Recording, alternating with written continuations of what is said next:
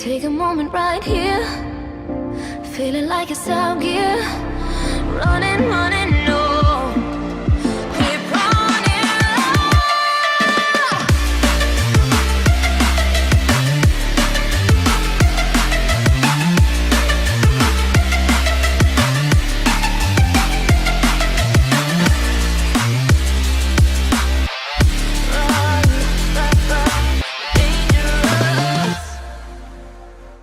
Answer me. Why will you do this?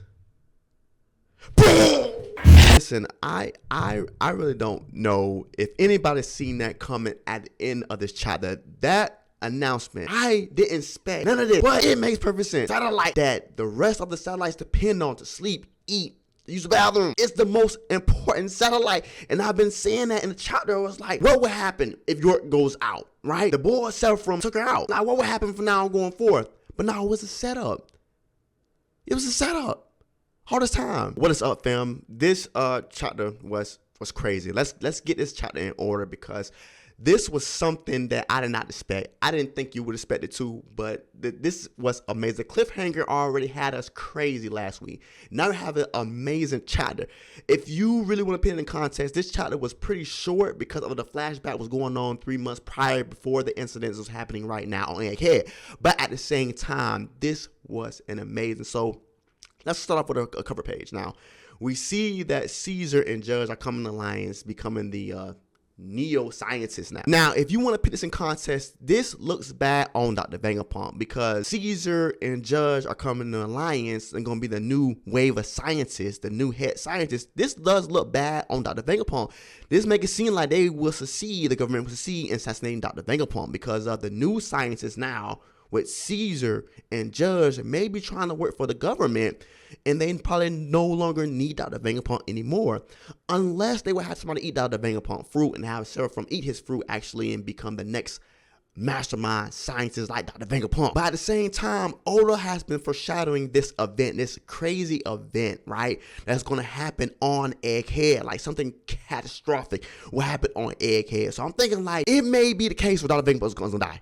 Or it could be, you know, a buster call gonna happen on Egghead and everybody will be eliminated that's on the inhabitants of Egghead. Like, it's gonna be a big event in the books for everybody to know what happened to Egghead, just like Louisa Kingdom, right? So it's significant because Dr. Vegapunk might be assassinated. The government might succeed. Like, things bad have to happen for things good to have a better outcome. All I'm saying is the most crazy event will be Dr. Vegapunk getting assassinated, right? And it will shake the world how far the government went to eliminate its leading scientists, right? To get their gains. It could be something else. It could be Dr. Vegapunk leaving the government to go with the Revolutionary Army. That would also shake the world. But how this cover page is, it seems like we have new scientists now, and we don't need Dr. Vegapunk. I don't want to talk about this forever, so we got to keep continuing this amazing chapter. So we start off the chapter with Stussy and Jinbei. See, Stussy is talking to Sitamaru about actually what might just happen on Egghead and give him an overview exactly what's going on with the assassination of Dr. Vegapunk. Now, we see that Jinbei and Stussy and people that's also wearing these boots continuing this chapter, they are flying now. So like Oda upgraded things and now everybody getting somewhere quicker because now they are flying with these boots. And I want the boots. You want the boots? Because I want the boots. Now Stussy makes a pretty good observation about things on Egghead, how the offense is different on Ohara, which is totally understandable. Ohara was a defenseless archaeologist, right, studying the void century, and they didn't think nobody actually knew about them. So they definitely was defenseless at the last moment. The Marines came in saying like, yeah, we know what you guys doing. Stop it. Matter of fact, no, we're gonna unalive you guys. And the complication with Egghead is that Yonko, and that's amazing. The people say that Luffy's a Yonko now, like, bro, we came so far. But the Yonko, Luffy and Straw Hats are here and threw a wrench inside the plan. So the offense of Egghead will be absolute now. So the Marines are ready for all-out war. So they're calling everybody, deploying everybody, right, to come through Egghead because definitely Dr. Vegapunk will put up a fight. And we've been seeing Tomorrow basically, you know, foreshadowing a Buster Call. I said that last chapter inside of my title of last chapter, bro. This is a foreshadow of a Buster Call. So Shikamaru want everybody to get out of here. Shikamaru knows what Buster Call is, right? He's seen it probably firsthand. Like, this thing is finna get hectic. And plus, Oda is foreshadowing a crazy event on Egghead that will shake the core of the One Piece verse. So we move on to S Snake, which is the boy Seraphim, and she is making no haste, right? She's dealing with Frankie, and she's dealing with, Usopp and Lilith pretty fast, so she could actually move on. And she kind of like just dismantle Pythagoras, right? We all know she smashed his head, but it seems like the satellites are going down one by one. So now we have one Seraphim, the boy Seraphim actually got free up time, so we don't know where she going, but we fast forward to Robin, Alice, and Chopper. And Alice is basically saying there's a lab maybe where Dr. Vegapunk is, and she want to go check it out. Maybe that is a cloud, a facade, because the Seraphim are doing battle, and maybe they're trying to go after, Dr. Vegapunk while everybody's battling and trying to kill each other, right? So Robin had the great idea to actually look for Dr. Vegapunk, because through all this smoke, that's a diversion for they can actually kill Dr. Vegapunk. So now we have Atlas, Robin, and Chopper going to this lab where Dr. Vegapunk hasn't used for a while. So that'll be also good, because at the end of this chapter, like that amazing page at the end of this chapter, we know that something is not right?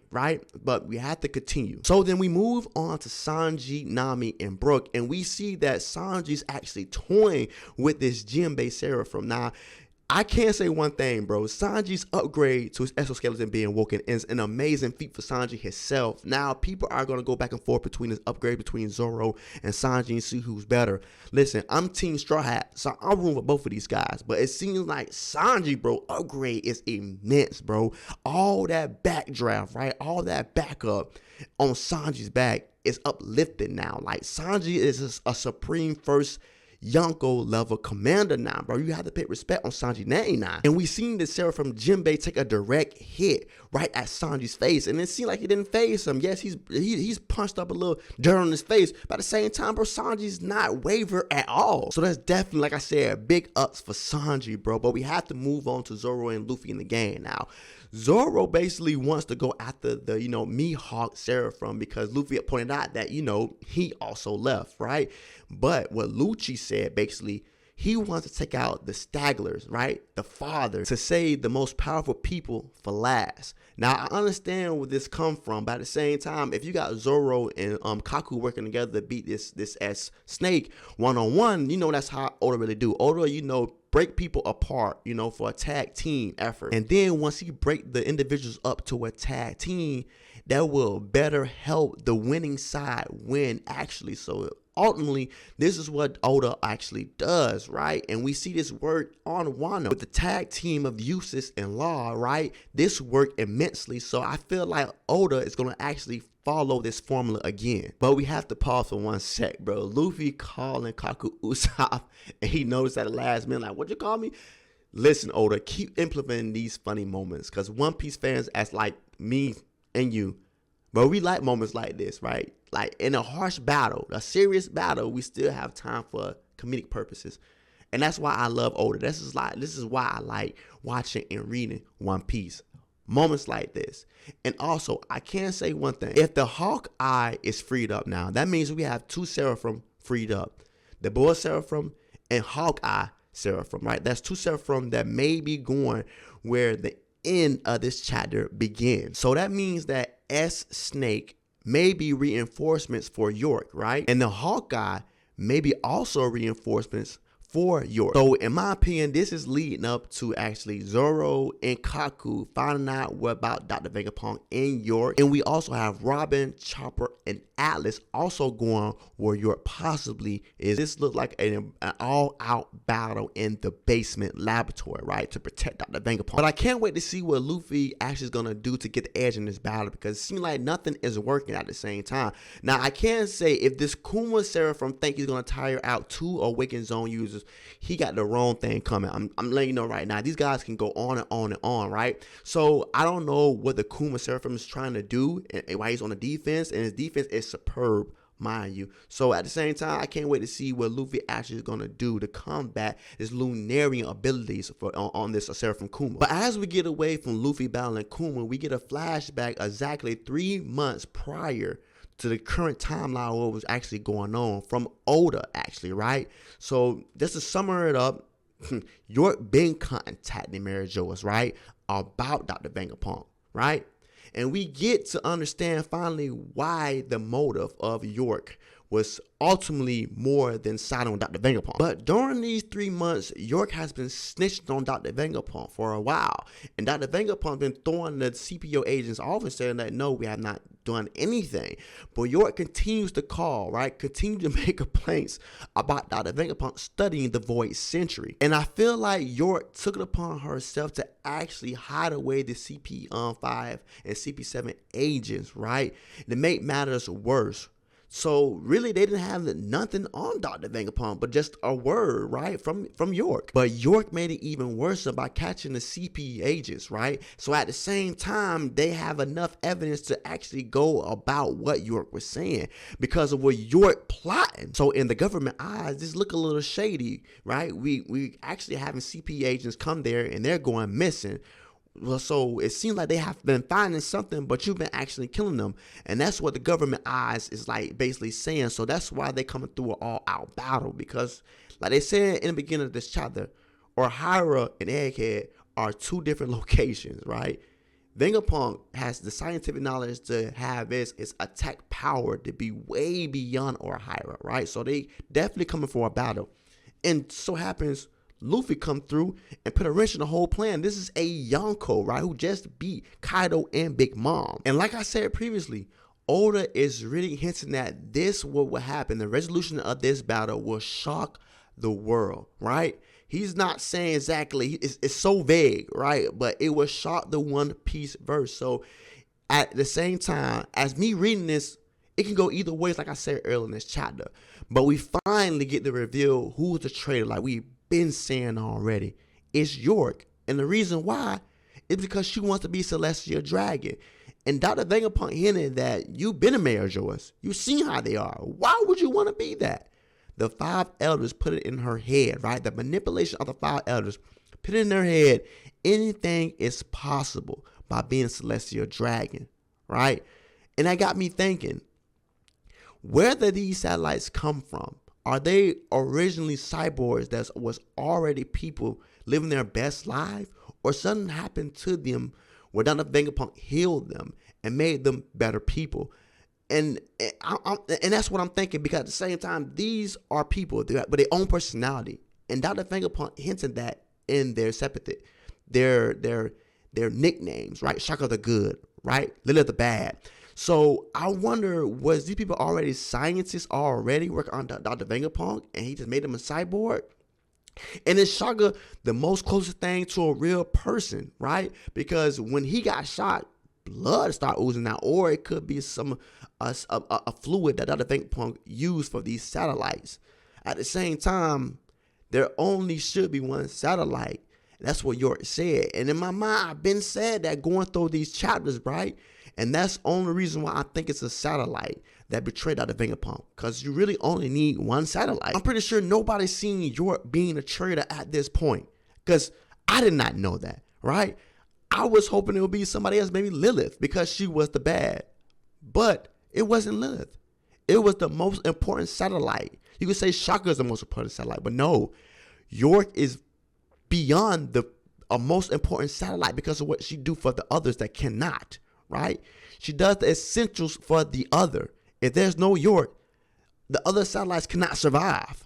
And maybe she's seen that to the point where I can really be the only satellite. I'm the most important figure in the satellites, right? And the 5 elders manipulated her to the point where she would get anything she desired by being a Celestial Dragon, which is very true. And this was how far a person would go. The greed of being Celestial Dragon, the greed of money, that's the comparison, right? And at the same time, somebody that gave her a brighter future, right? And I feel like maybe the Stella York was basically in her mind frame, like Dr. Vegapunk cannot compete with the government. Dr. Vegapunk is scared of the government. So one day they will find out what Dr. Vegapunk is doing, and I will be the one to tell them, because I know Dr. Vegapunk cannot beat the government. So it's not really her fault why she decided to go with the 5 elders. that's one of the most powerful figures in the One Piece verse. And like I said before, it seems like it's going to be an all-out war in the basement of where Dr. Vegapunk and York is. We already have probably Zoro and Kaku on their way to battle Mihawk, right? And I feel like Mihawk is going to support backup for York, right? And then we had the boy Seraphim, who's done with Frankie and company, right? And she probably also is gonna have backup for York. But at the same time, you have Robin, Atlas, and Chopper also coming to the basement where Dr. Vegapunk York is.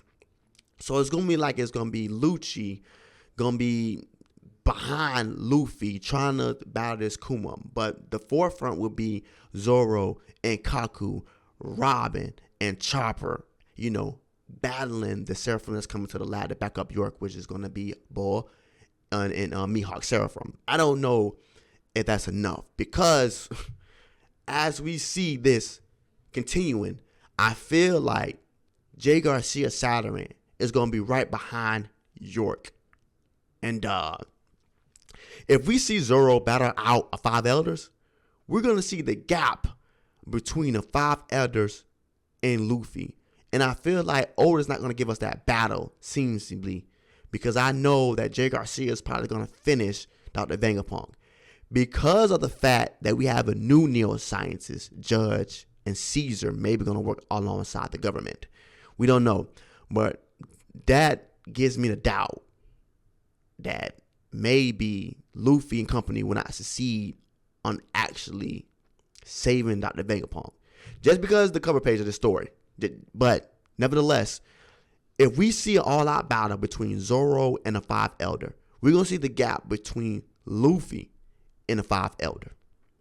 And that's why we might not get the on-screen of Jay Garcia versus Luffy. Same time, I'm okay with it. But a lot of what's going on in this chapter, amazing overview. I'm glad we got the flashback from 3 months prior, what's going on with Egghead. Chapter was good, 9 out of 10. Like I said, it was pretty short. It was pretty short with the fighting scenes, if you really want to know. But like I said, still 9 out of 10. Great chapter. Can't wait to see what's going on next week. Thanks for watching. Like, comment, subscribe to get more of me and more One Piece content. Thanks for watching this video. I really appreciate that. Leave a comment what you feel about this chapter and what was actually going to happen next chapter. Thanks again. I'll see you next time.